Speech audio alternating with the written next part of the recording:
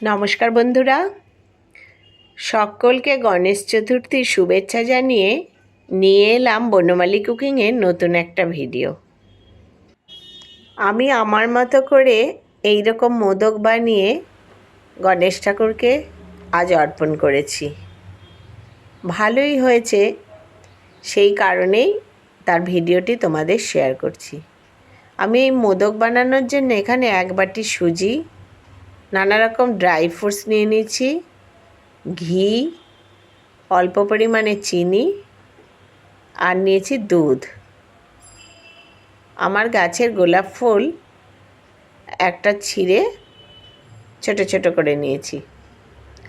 এবার দেখো, ড্রাই ফ্রুটসগুলোকে আমি একটা ছোট কাঁচি দিয়ে ছোট ছোট করে কেটে নিয়েছি। এবার যাব মোদকটা তৈরির পর্বে। এখানে আমি ঠাকুরের জন্য বানাচ্ছি, তো তাই জন্য আলাদা করে আমার রান্নাঘরে নয়, ঠাকুরের কাছেই বানাচ্ছি। গ্যাসে কড়াই বসিয়ে তাতে দিয়ে দিয়েছি ঘি। এই ঘিয়ে আমি যে ড্রাই ফ্রুটসগুলো দিয়েছি, আমন্ড, কাজু, কিশমিশ, তোমরা আরও অনেক কিছু ড্রাই ফ্রুটসই এখানে দিতে পারো, সেটা ঘিয়ে ভেজে নেব। একটু সময় ধরে একটু হালকা আছে এগুলো ভেজে নিলাম। খুব পোড়া পোড়া করব না, হালকা করেই ভেজে তুলে নিলাম। ড্রাই ফ্রুটসগুলো তোলার পরে কড়াইতে আরও একটু দিয়ে দেব ঘি, আরও অল্প পরিমাণ একটু ঘি দিয়ে দেব। দিয়ে যে সুজিটা নিয়েছি, ছোট 1 বাটি পরিমাণ সুজি নিয়েছি, সেই সুজিটা খুব ভালো করে ঘিয়ে ভেজে নেব। এখানে গ্যাসটা হালকাই রাখতে হবে, না হলে খুব তাড়াতাড়ি সুজি পুড়ে যাবে। হালকা রেখে ঘিয়ের ওপর সুজিটা খুব ভালো করে নাড়াচাড়া করে সবসময় নেড়ে দিতে হবে। এরকম নেড়ে নেড়ে ভেজে নিতে হবে। অনেকেই অনেকভাবে ঠাকুরের জন্য আজকে মোদক বানিয়েছে, মিষ্টি বানিয়েছে। আমিও এই সুজি দিয়ে, দুধ দিয়ে, ড্রাই ফ্রুটস দিয়ে মোদক বানালাম। খুবই ভালো হয়েছে, ঠাকুরকে আমি অর্পণ করেছি এবং পরে এই ভয়েস দিচ্ছি। খেতেও খুবই ভালো হয়েছে। সুজিটা ভেজে খুব ভালো করেই ভেজে নিলাম, ভেজে নামিয়ে নিলাম। এবার যে দুধটা আমি নিয়েছি, এখানে 1/2 লিটার মতো দুধ আছে, এটা আমি কড়াইতে দিয়ে দিলাম। দুধটা খুব ভালো করে জাল করে নিতে হবে। একটু কিছুক্ষণ, এই 5-7 মিনিট এটাকে খুব ভালো করে একটু ফুটিয়ে নিতে হবে। এরকম দেখো, যখন একটু একটু ঘন হয়ে আসবে, সেই সময় আমি ভাজা সুজিগুলো এর মধ্যে দিয়ে দিলাম। সুজিগুলো এই দুধের উপর ফুটিয়ে নিতে হবে, তাতে সুজিগুলো খুব ভালো করে তৈরি হয়ে যাবে আর একটা ডো তৈরি হবে। দেখো, এই সুজি দিয়েই প্রথমেই আমি মিষ্টি দেব না, সুজিটা একটু সেদ্ধ হতে দেব। খুব ভালো করে দুধের সাথে ফুটিয়ে এটাকে, ডোটাকে তৈরি করব।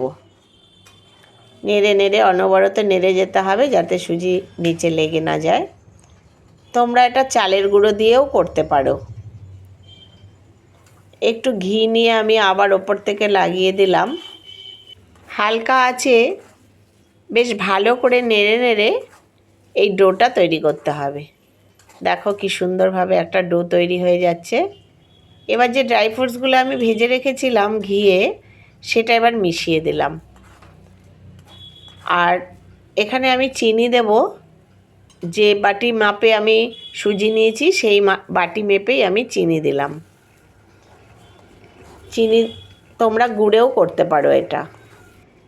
চিনি দেওয়ার পর এটা একটু নরম হবে। তারপর এই ডোটা আরও নেড়ে চেড়ে আমি রেডি করে নিলাম। এই কাঠের বারকোষ্ঠটার ওপরে একটু ঘি মাখিয়ে নিয়েছি আমি।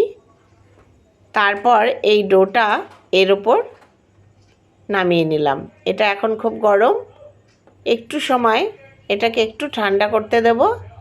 তারপর এটা থেকেই আমি তৈরি করে নেব মোদক মিষ্টি, গণপতি বাপ্পার বহুত পছন্দের মিষ্টি। দেখো কিছুটা নিয়ে হাতে এরকম গোল করে একটু চেপে চেপে নিচের দিকটা ছড়িয়ে ওপর দিকটা একটু সরু করে এইরকমভাবে আমি তৈরি করলাম। গাটা একটু ঘি দিয়ে একটু লেপে লেপে নিলেই খুব সুন্দরভাবে কোনো ছাদ ছাড়াই খুব সুন্দর মোদক তৈরি হয়।